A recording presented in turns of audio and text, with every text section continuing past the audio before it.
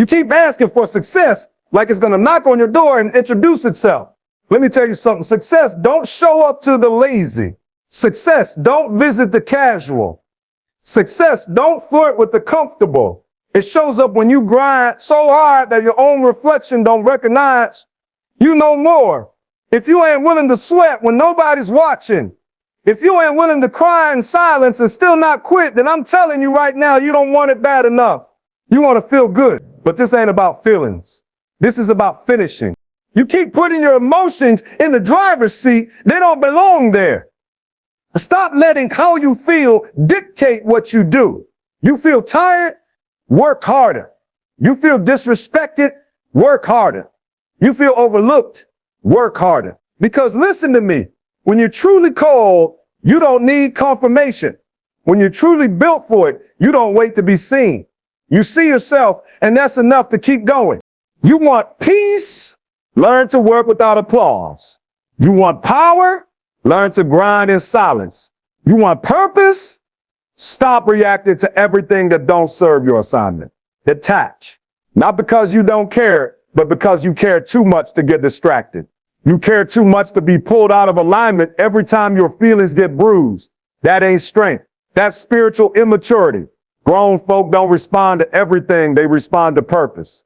You got to learn how to stand in the fire without flinching. The people who win long term ain't always the most talented. They're the ones who show up when they don't feel like it. They're the ones who stop making emotions their God. They made discipline their altar. They made obedience their compass. They worked harder when it hurt. They worked harder when it felt like betrayal. They worked harder when the crowd disappeared because they weren't working for them. They were working for him. I know you're tired. I know it feels unfair. I know you've been faithful and the fruit still hasn't come, but I'm telling you, it's working. Every invisible seed, every moment you could have quit but didn't, every silent prayer while you were grinding in the dark, it's working, but it will not bloom if you stop. You don't water purpose with feelings. You water it with focus, with effort, with spiritual detachment that says, I don't need to feel like it. I am it. You want to level up. Stop chasing outcomes. Chase obedience. Stop needing to be understood. Start understanding your calling. Stop seeking comfort. Start seeking character. Because the real you, the powerful you, the version of you that was born to build nations and break cycles, that version only shows up when you push past emotion and step into execution. This is your season to work harder.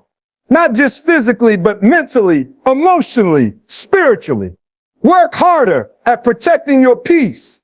Work harder at ignoring distractions. Work harder at mastering yourself. Because when you master you, there is nothing you can't master. Work harder because your destiny is not coming to the weak.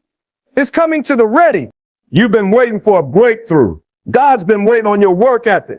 You've been praying for a sign. Your consistency is the sign. You've been asking for elevation. He's waiting to see how you handle the valley. If you want the crown, respect the process. Work harder, not because the world told you to, but because he called you to. And you don't answer that kind of call halfway. You answer it with everything you got. So go. Get up. Get back to the grind with quiet strength, with spiritual focus, with sacred detachment. No applause, no excuses, just purpose. Just faith, just work. Work harder. Purpose doesn't need applause. When you are truly walking in purpose, you don't need the claps, the likes, the shares, the reposts, or the standing ovation. Those things are nice, but they're not necessary. Because when you're rooted in something eternal, something divine, your fuel doesn't come from external praise. It comes from internal conviction. People who need applause to keep going haven't yet understood the weight of their calling. They're still performing. But purpose is not a performance. It's an assignment. And real assignments don't ask, did they see me? They ask, did I show up the way I was created to? See, when you're obsessed with applause, you will be a slave to opinion. One minute they love you, the next they ignore you. And now your energy is all over the place. That's not purpose. That's bondage. And you can't serve purpose and approval at the same time. You got to pick, because purpose will have you waking up early when nobody's watching. Purpose will have you building in silence Giving your best, pouring out your soul, and then walking away with no audience, no spotlight, no recognition, but still smiling. Why? Because you know what you're doing is bigger than visibility. You're planting legacy. The applause feels good, but it fades fast. And if your identity is tied to people clapping for you, you will crumble the moment they get quiet. You'll question your value. You'll doubt your direction. You'll start compromising your authenticity just to keep the crowd cheering. That's dangerous because purpose doesn't care if they cheer. Purpose keeps moving. Purpose isn't thirsty for recognition. It's hungry for impact. And impact takes time. It takes obedience. It takes being okay with being unseen while you build what God gave you in the dark. The most powerful people on the planet don't chase attention. They chase purpose. And they understand that applause is seasonal, but calling is eternal. Some of the most important things you'll ever do will be done in silence. No spotlight, no praise, just you and the weight of your assignment. And in that silence, you develop the strength to keep going, not because of who's watching, but because you've seen the vision and you're committed to becoming the vessel. If you need applause to keep showing up, you're not in purpose, you're in performance. Let that go. Get still. Get clear. Get rooted in your why. And when the claps stop, when the crowd disappears, when nobody reposts your content, when nobody returns your energy, you'll still be consistent because you're not chasing approval. You're living for alignment. Purpose don't ask for attention. It commands presence. It shows up whether it's praised or persecuted. That's how you know it's real. That's how you know it's divine. Purpose doesn't need applause. It needs your obedience. Detachment is not indifference. It's clarity. It's not about being cold or emotionless. It's about being clear on what matters most. People confuse emotional detachment with apathy. But the truth is, detachment is a higher form of strength. It means you're no longer driven by emotional highs and lows. It means your mission isn't tossed around by the noise around you or the chaos within you. Detachment says, I feel, but I'm not ruled by what I feel. And that's power. Because when your feelings no longer dictate your actions, your focus becomes sharp, your discipline becomes consistent, and your vision becomes unshakable. Too many people stay stuck because they're too emotionally invested in things that don't serve their purpose. They're clinging to people, opinions, outcomes, timelines, and expectations. They want clarity, but they won't let go. Detachment doesn't mean you stop caring. It means you stop carrying what was never yours to begin with. It's about releasing the illusion of control so you can finally move in alignment with your higher calling. When you detach, you stop reacting to everything. You stop chasing validation. You stop overthinking every response. You move with stillness because you know what's worth your energy and what's not. You cannot master your purpose if you're constantly mastered by emotion. Feelings are real, but they're not always truth. They can lie. They can confuse. They can distract. And when you make decisions based on temporary emotions, you create permanent consequences. Detachment allows you to observe your feelings without obeying them. You can acknowledge pain without letting it paralyze you. You can notice rejection without needing to prove your worth. You can experience failure without it becoming your identity. That's clarity. That's strength. That's growth. The clearer you are about who you are and what you've been called to do, the less you need to respond to noise. Not everyone deserves access to your energy. Not every battle deserves your engagement. Not every moment requires your presence. Detachment teaches you to choose your battles with wisdom. You stop trying to convince, defend, or explain. You start building, serving, and executing.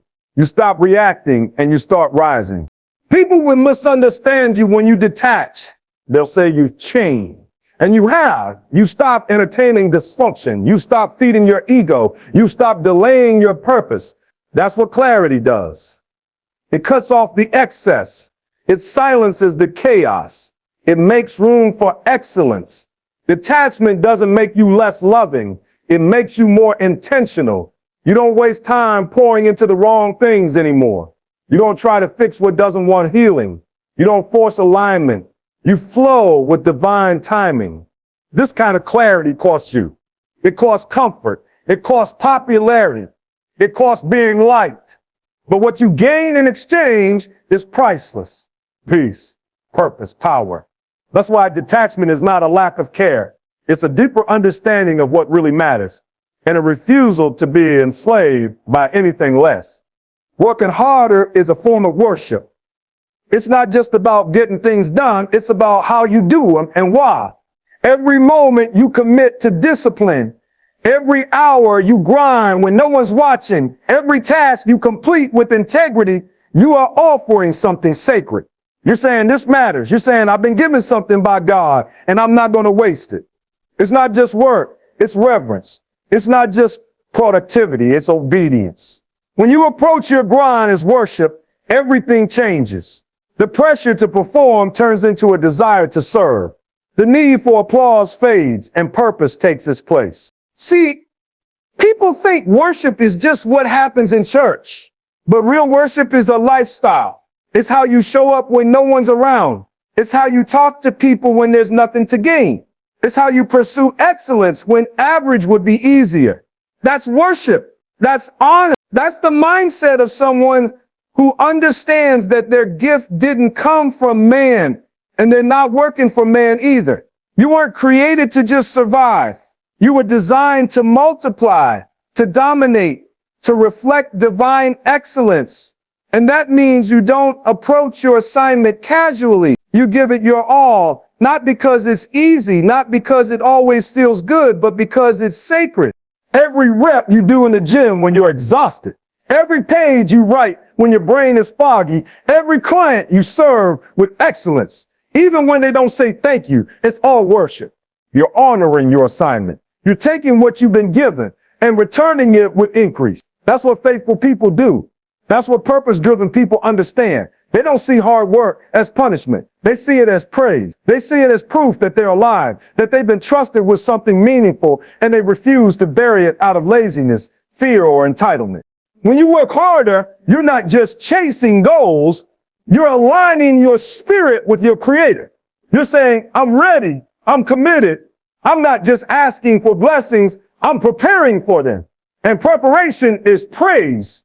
Showing up is worship. Doing the work when you're tired, serving when you feel empty, finishing what you started. That's worship. That's the sound of honor. That's the heartbeat of someone who knows they've been called, chosen, and positioned on purpose. So when others slack off, you show up. When others make excuses, you stay focused. When others cut corners, you raise the standard. Not because you're trying to impress, but because your work is your altar. Your grind is your offering. Your effort is your prayer. This is not just about outcomes. It's about obedience. It's not about being seen. It's about being surrendered. Work harder, not to prove something to the world, but to show gratitude to the one who gave you the gift. That's not hustle culture. That's holy commitment. That's what it means to turn labor into worship. Emotion can inspire, but it should not drive. It's okay to feel. It's necessary to feel. Emotions can be the spark that lights the fire, but they were never meant to be the steering wheel. When you let your emotions lead, you're living reactionary, not intentionally. And anything that's led by reaction will always be inconsistent because emotions are temporary. One minute you're motivated, the next minute you're doubting everything. One day you're ready to conquer the world, and the next you want to disappear. That's the danger of letting emotions drive the mission. They fluctuate. And when your foundation is unstable, so is your discipline. Too many people start strong because they feel inspired, but they don't last because the feeling fades. They make promises to themselves when they're hyped, but the moment the high wears off, the commitment disappears. That's not purpose. That's performance dressed up in emotion. Emotion is not the enemy, but it must be in the passenger seat. Let it speak, but don't let it steer. Purpose requires decisions that emotion doesn't always agree with. Purpose demands sacrifice when comfort is screaming. Purpose demands discipline when your mood says, not today.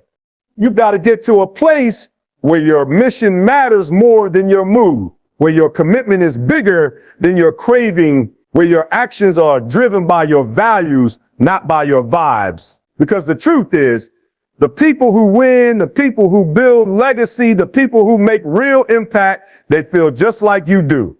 They get tired too. They get discouraged. They get overlooked, but they don't let it dictate how they show up. They've trained themselves to operate from vision, not from vibes, from principle, not from pressure. They've learned how to lead themselves even when their feelings are screaming at them to quit. When emotion is in the right place, it can fuel passion. It can ignite creativity. It can connect you to people on a soul level. But when it runs unchecked, it clouds your judgment. It delays your progress. It makes you reactive instead of responsive. The enemy doesn't always have to destroy you. He just has to distract you. And if he can keep you led by your feelings, he can keep you stuck in cycles. But the moment you stop making emotions the captain and start using them as tools instead of crutches, you begin to lead yourself with clarity and consistency. There's a version of you that exists beyond the feelings. A version that's disciplined even when unmotivated.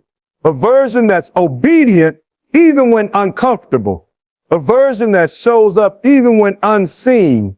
That version is forged in the fire of decision, not in the warmth of emotion. That version is waiting for you to take the wheel and say, I hear you, feelings, but you don't get to drive today. Purpose does. Emotion may get you started, but only discipline will get you finished. Only purpose will keep you going when everything else says stop. That's where the transformation lives. Your why is sacred. It's not just a cute slogan or an emotional backstory. It's the fire that fuels your discipline, the compass that keeps you steady when everything around you feels unstable. When you truly know your why, you begin to move differently. You stop being casual with your time, your energy, your focus. You start protecting your peace like your life depends on it, because in many ways it does. Purpose can't grow in chaos. Vision can't thrive in distraction.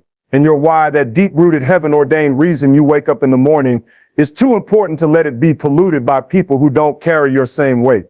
The problem with many people is they treat their purpose like it's public property. They invite every opinion, every voice, every critic into sacred spaces. But your why is not up for debate.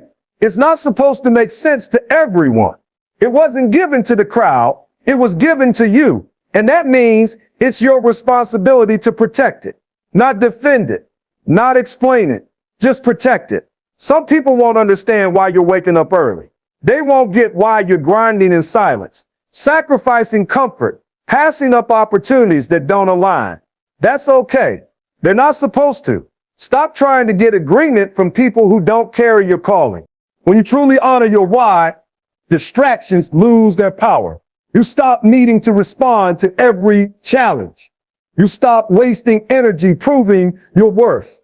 You stop compromising for temporary satisfaction. You start aligning your daily choices with your divine assignment. You begin to see everything as either fuel or friction. It's either moving you closer to your purpose or pulling you away from it. And if it's pulling you away, even if it's small, even if it's subtle, you let it go.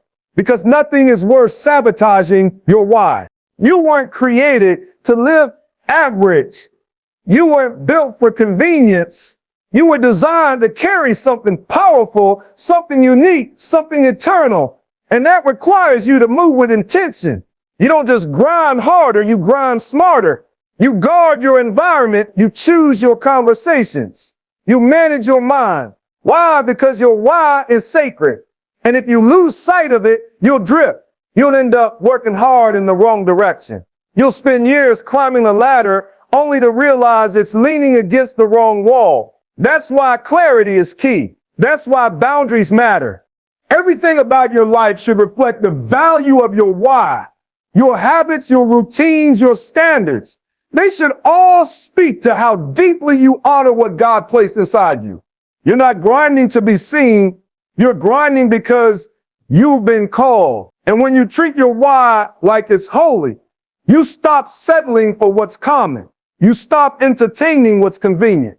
You start living like someone on a mission. That's when your steps become ordered. That's when doors start opening. That's when purpose begins to manifest.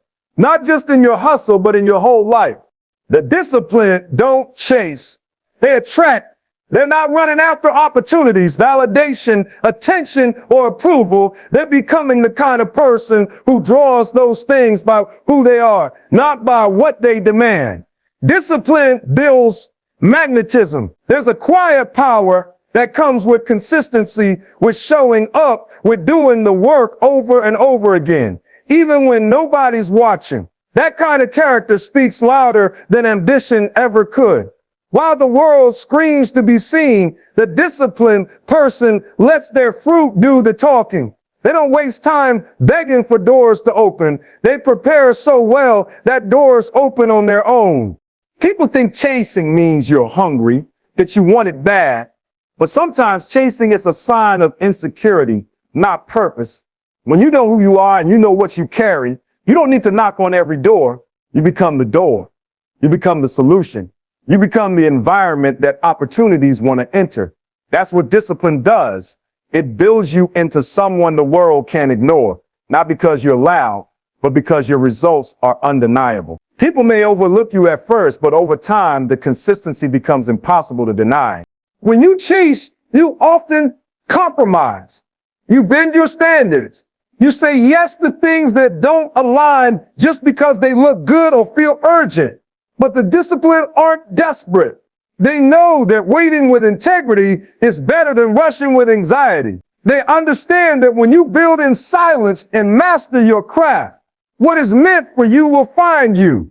And not just anything, but the right things. The aligned things. The divine things. Because you weren't created to run after everything. You were created to become something. And when you become it, what belongs to you will come. This isn't about arrogance. This is about alignment. It's about trusting the process. It's about doing the hard work in private so that when the spotlight comes, your character can handle it. That's the difference between chasing fame and walking in favor. One is loud and frantic. The other is calm and grounded. Discipline gives you that grounding.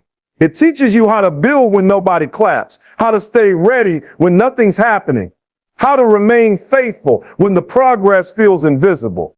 And make no mistake, people can feel when someone is deeply rooted. They can sense when your strength comes from something deeper than a desire to be seen. That kind of energy doesn't need to announce itself. It commands respect because it's earned through preparation, perseverance, and purpose. The discipline attracts what others are too busy chasing because they've already done the internal work. So stop begging to be chosen. Stop chasing validation. Become the kind of person who's undeniable. Let your discipline shape you. Let your silence prepare you. And when the time is right, you won't have to chase anything. Everything meant for you will recognize you and come home. Detachment births consistency. When you no longer allow your emotions, moods, or external circumstances to dictate your discipline, you unlock a level of consistency that's not rooted in how you feel. It's rooted in who you are. That's what detachment does. It separates your purpose from your emotions. It says, I don't need to feel good to do what I said I would do. And that is where consistency is born. That's where real power is forged. Not in excitement, not in adrenaline, not in hype, but in commitment that endures beyond motivation. Most people fail because they confuse intensity with consistency. They go all in for a day or a week when they're inspired, but as soon as the emotions fade, so does their effort. But detachment teaches you to show up when it's boring, when it's slow, when it's lonely, because you're not attached to the moment. You're anchored in the mission. You're not trying to impress anybody. You're not chasing a temporary feeling. You're building something eternal. And that requires showing up when nothing exciting is happening. When you're detached, you're not swayed by the highs or destroyed by the lows. You can celebrate without becoming complacent. You can struggle without becoming discouraged. You keep your head down and your heart focused. That's why detached people are dangerous. They can't be manipulated by praise or criticism. They just keep working. They just keep building. They just keep showing up. Consistency is the product of maturity, and maturity is the result of detachment. When you no longer seek emotional confirmation to keep going, you become unstoppable because your rhythm is not based on feelings. It's based on decisions. You made a decision to grow. You made a decision to finish. You made a decision to show up every day like it matters, because it does. Think about the greatest builders, the greatest athletes, the most impactful leaders. They're not consistent because they always felt like it. They're consistent because they trained their minds to follow through. They didn't let a bad mood ruin a great mission. They detached from the emotional roller coaster and grounded themselves in routine, in values, in vision. There's a reason detachment is hard. It requires sacrifice. It means letting go of the need to constantly feel good or be entertained. It means embracing the dull, the mundane, the quiet. But it's in that quiet where greatness is formed. It's in the repetition, in the prayer, when no one hears, in the workout, when no one sees, in the studying, when no one's around. That's where consistency is born. And that's where your future is built. So if you want to be consistent, detach. Detach from the applause. Detach from the mood swings. Detach from the outcome and lock into the process. Lock into the work. Lock into the reason you started. Because consistency doesn't require feeling. It requires focus. And when focus becomes your default, greatness becomes your reality. Hard work is the quiet rebellion against mediocrity. It doesn't scream for attention. It doesn't beg for recognition. And it doesn't wait for permission. It just moves. It gets up early, stays up late, and does the work nobody else wants to do. While others are talking about what they want, hard work is out there earning it. While some are dreaming about someday, hard work is turning today into something powerful. It doesn't make excuses. It makes results. It doesn't need applause to keep going because it understands that excellence speaks louder than opinion. The world is full of people with talent, people with vision, people with great ideas. But what separates the average from the exceptional is the work ethic that refuses to settle. The rebel spirit doesn't look like defiance in the loud sense. It looks like faithfulness in the mundane. It looks like showing up to the gym when it's raining, working on your craft when no one's listening, building your vision even when the results aren't showing yet. That kind of rebellion isn't flashy, but it's effective. And over time, it breaks chains. It shifts mindsets. It changes bloodlines. Mediocrity is comfortable. It's easy. It says you've done enough. It says take a break. It says you're working too hard. But the one who's committed to greatness knows that hard work isn't punishment, it's preparation. Every hour spent in silence, every decision to keep going when it would have been easier to quit is a declaration, I'm not staying where I started. That's what rebellion looks like in the life of a person with purpose. Not fighting others, but fighting the urge to settle. Not resisting people, but resisting patterns that lead to stagnation. Hard work is spiritual warfare against a lazy mind and a drifting soul. It's how you take your life back. It's how you refuse to be defined by your past. It's how you say, I was created for more than this. And it's not loud, but it is relentless. Because the ones who win are not always the loudest. They're the most committed. They don't wait to feel inspired. They don't chase motivation. They do what needs to be done, whether they feel like it or not. That is rebellion. That is rare. So if you're waiting for the perfect moment to start working, stop. There's no such thing. Start where you are. Use what you have. Do what you can. Not for likes, not for validation, but because the act of working hard is how you honor your calling. It's how you separate yourself from the masses. It's how you say, I'm not okay with average and I'm not going to pretend I am. Hard work builds something that mediocrity can't even imagine. It constructs character. It produces confidence. It creates a version of you that didn't exist before, the version that doesn't fold under pressure, doesn't crack under silence, and doesn't retreat when it gets hard. So show up, lock in, rebel against comfort, and let your work speak louder than your words. Silence is a weapon. It doesn't make noise, but it makes moves. It doesn't compete for attention, but it commands results.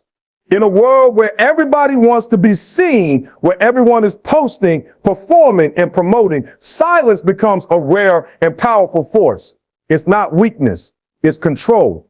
It's confidence. It's the decision to let your work, your discipline, and your purpose speak for you. Because when you're truly locked in, you don't need to broadcast every step. You don't need to explain every sacrifice. You just need to build. You just need to stay focused. You just need to stay quiet enough to hear what others are too loud to receive. Silence is where strategy lives. It's where clarity is born. It's where your spirit can breathe. The loudness of the world distracts, pulls, drains, and tempts you to compare. But silence centers you. It grounds you. It reminds you who you are and why you started. When you embrace silence, you stop chasing the crowd and start chasing the call. You stop needing external noise to validate internal conviction. You stop getting pulled into debates, distractions, and drama. You begin to value your energy, your peace, your mind, and that value becomes your power. The loud ones want credit. The silent ones want change.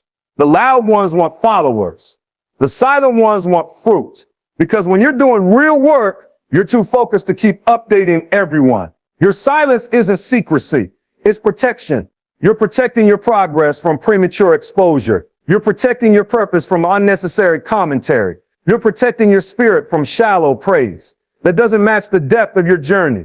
Silence allows you to move without interference. It allows you to grow without being watched. It allows you to fail without being judged and win without being celebrated too early. There is strength in restraint. There is dignity in not responding. There is power in not defending. Some of the most powerful breakthroughs happen in silence when you're off the grid, off the radar, doing the deep inner work that can't be captured in a post or explained in a sentence. You become dangerous when you stop needing to be heard and start focusing on being whole. Because when you come out of that silence, you come out with substance. You come out with results. You come out with a mindset that doesn't crumble under pressure. The most strategic people know how to use silence. They don't reveal every step. They don't fight every battle. They don't need the spotlight to feel successful. They just win. Quietly, consistently, relentlessly. And by the time people realize what they've built, it's already too late to stop it. That's what silence does. It gives you the space to become undeniable. So if you're in a season where nobody sees you, good. That's where the real work happens. That's where the transformation is. Don't resent the silence.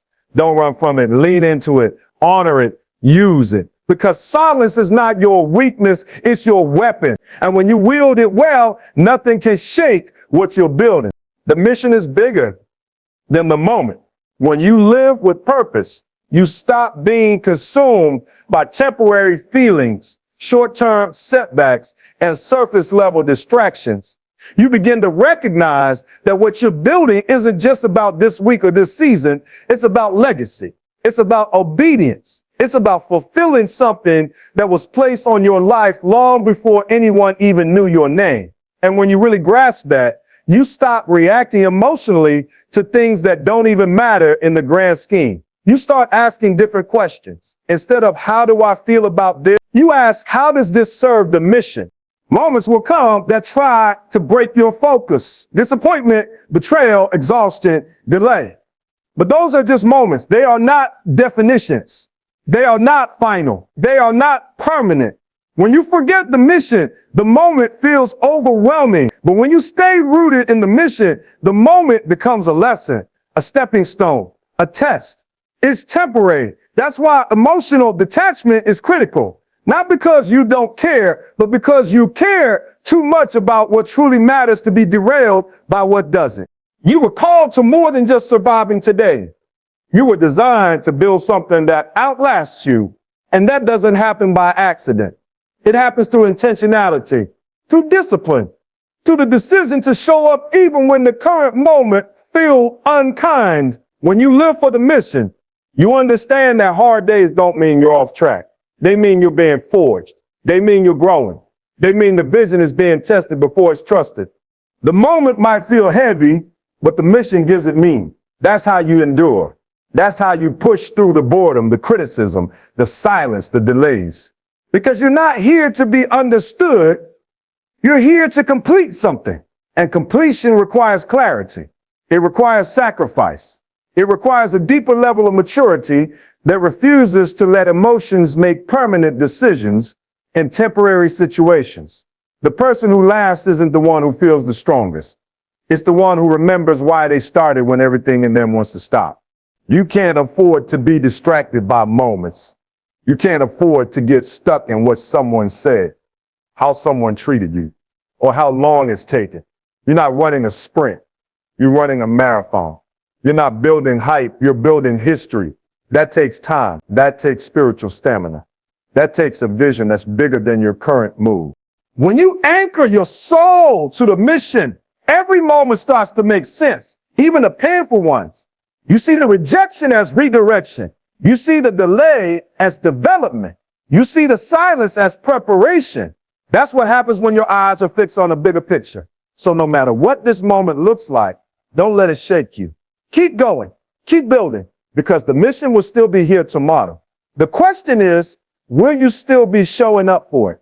So now you heard it, every principle, every truth, every soul check-in reminder. But don't just let this sit in your mind like motivation. Let it move into your habits. Let it challenge your routine. Let it transform your identity. Because this isn't just about working harder. It's about becoming the kind of person who no longer makes excuses, no longer lives emotional, no longer chases praise, no longer folds under pressure. This is about building a life that speaks without words, a life that echoes purpose, a life that reflects the divine assignment you were created to fulfill. It's time to stop playing small. Stop showing up halfway. Stop trying to balance comfort with calling. You've been entrusted with something bigger than you, and that means your effort has to rise to meet your purpose. The world doesn't need more hype. It needs more people who are anchored, focused, detached from distractions, and relentlessly obedient to the call. You don't need another sign. You don't need another chance to feel ready. What you need is already in you. Discipline, resilience, identity, divine authority. And now it's on you to move quietly, boldly, consistently, because heaven doesn't reward potential. It rewards execution. Work harder, not just to prove something, but to become someone. Someone who can't be moved, someone who can't be manipulated, someone who works like it's worship and leads like it's legacy. This is your season, not to wait, not to talk, to work. So go build, go grind, go honor the assignment, and don't stop until heaven says, well done. Tools.